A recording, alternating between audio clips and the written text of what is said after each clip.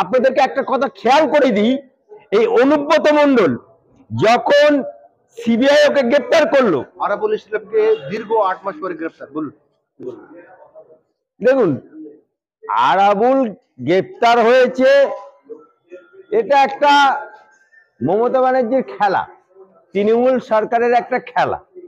কারণ এখন যদি গ্রেপ্তার না করে ভোটের আগে ছাড়িয়ে নেবে, আর ভোটের মুখে যদি গ্রেপ্তার করে তাহলে ওখানে ভোটটা করবে কে? ভোটটা করবে কে? কারণ মোচমান ছাড়া তো তৃণমূলের ভোট করার লোক নেই। মারপিট করবে কে? তৃণমূলে মোচমান। গুলি খাবে কে? মোচমান। ভোট লুট করবে কে? মোচমান।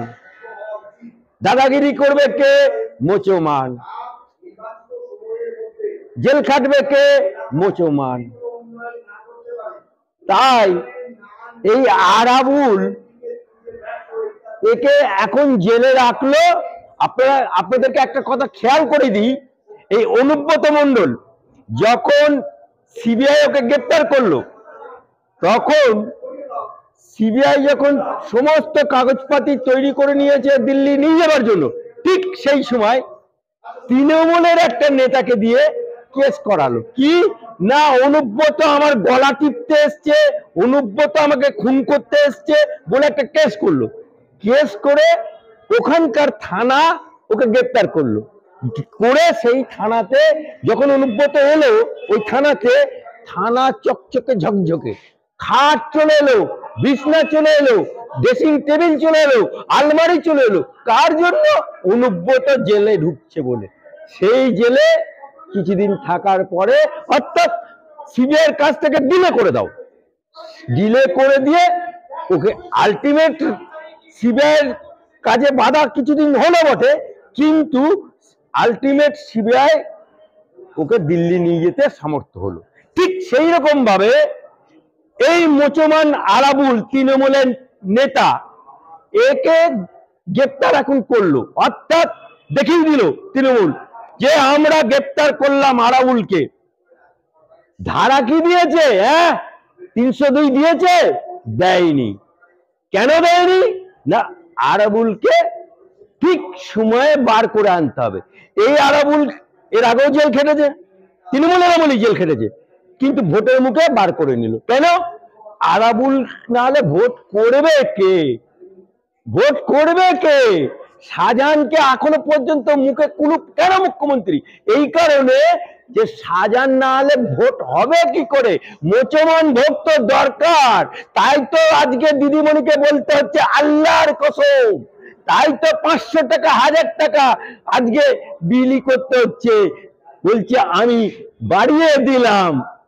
দিদিমণি 500 টাকা 1000 টাকা বাড়াচ্ছ, আর তোমার সন্দেশখালিতে তোমার নেতারা এই 500 টাকা 1000 টাকা যাদেরকে দিচ্ছে, মায়েরা, বোনেরা, বুবুরা, খালারা, চাচিরা, সুন্দরী মেয়ে থাকলে, সুন্দরী বউ থাকলে তাকে তৃণমূল নেতাদের পার্টি অফিসে পরিষেবা দিতে হচ্ছে।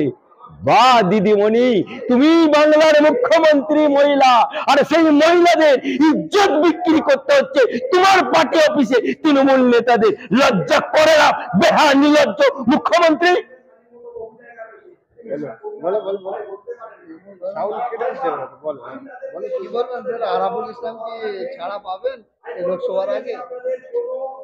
ছাড়া পেতেই হবে।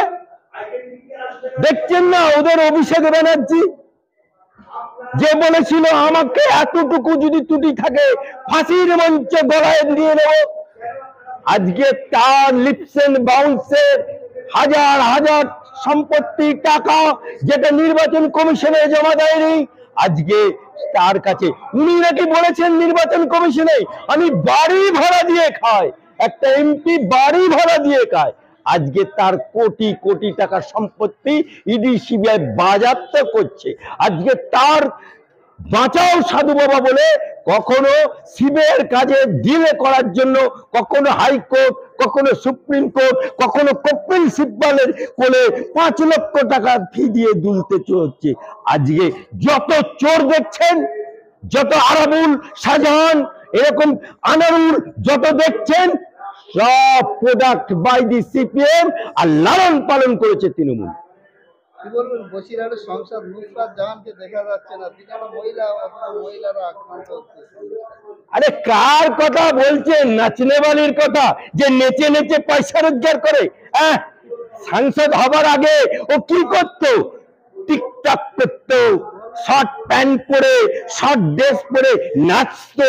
এই নাচনেওয়ালির কথা ইডি সিবিআই শুধু এখনো থাবা দেয়নি, শুধু একটু সেন্ট ছড়িয়েছে, তাতেই লোপাত্তা। নুসরাত জাহান, নাচনেওয়ালি, তোমাকে ইডি সিবিআই কিরকম নাচাতে হয়, ময়ূরের নাচ তোমাকে নাচাবে। এই যে আরাবুল ইসলামকে যে অভিযোগের ভিত্তিতে ধরা হলো, সেই অভিযোগ নওশাদ সিদ্দিকীর বিরুদ্ধে আছে। ইতিমধ্যে লোকসভা ভোটে দামেরওয়াড়া থেকে অভিষেক বন্দ্যোপাধ্যায় লড়ার ঘোষণা দিয়েছে। তাহলে কি কোনো সন্দেহ না যে নওশাদ সিদ্দিকীকে ভোট গেছে কিছু কি তুলে নিতে পারে?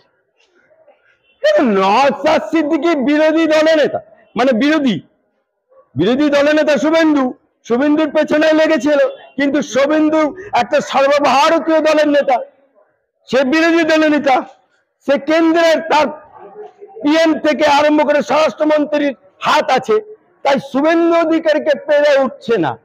তাই একমাত্র মুসলমান লিবাস পরা নওশাদ সিদ্দিকী, সেই নওশাদ সিদ্দিকীর পেছনে লাগছে, কারণ আগাচ্ছে বাগার ভয়, মুসলমান ভোট হারাবার ভয় নওশাদ সিদ্দিকী। তাই নওশাদ সিদ্দিকীকে ভোটের আগে যদি তোলে, তাহলে বাংলার বুকে মুসলমানরা আরো, নওশাদ সিদ্দিকী যদি জেল থেকেও লড়ে লোকসভা ভোটে, তাও নওশাদ সিদ্দিকী ওই জালেমটাকে পরাজিত করবে। এই যে আরাবুল ইসলামকে গ্রেফতার করলো, আরাবুল ইসলামের ছেলে হাকিমুল ইসলাম বললো আমার বাবা নির্দোষ। ক্যানিং পূর্বের বিধায়ক শওকত মোল্লাও বললেন যে ওনাকে ফাঁসানো হচ্ছে, কি বলবেন?